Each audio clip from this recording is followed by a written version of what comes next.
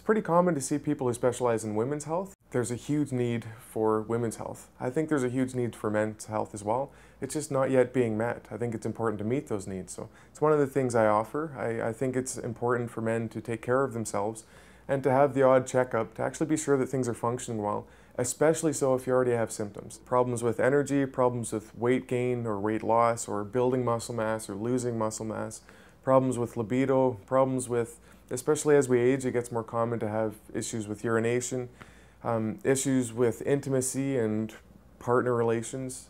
We expect ourselves to put up with whatever it is, whatever is ailing us, whatever's in our way. So whatever discomforts we're having, maybe that irritability that keeps building up, we're not sure where it's coming from.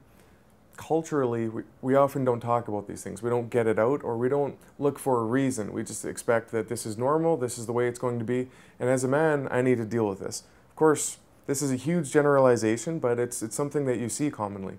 There's causes for these things, and there's often solutions based on those causes. So step one, identify that there's something that we can improve in our life, something that we can maybe do without. Step two, get help to identify what that cause is. And step three, we can treat that cause. So if somebody comes to see me and they're having issues with irritability, issues with building or maintaining muscle mass, there's a reason for that. They might not actually be absorbing the food that they're getting in. They might be eating some foods that just aren't agreeing with their bodies and aren't actually nourishing them in the way their bodies need. It could be a hormonal imbalance. That's something that's very hard to assess yourself, and it's easy to feel like I'm that angry person, or I'm that person who has these types of issues, but I have to deal with it for the rest of my life. There's nothing I can do about it. That's not always true. Many times we find imbalances that can actually help to correct the path that you're on and make it much easier to get through it.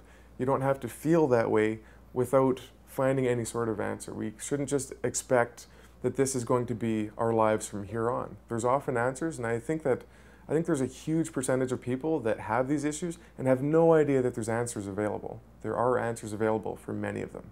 So you can live your life free, happy, easy, not having to worry about these barriers to your quality of life.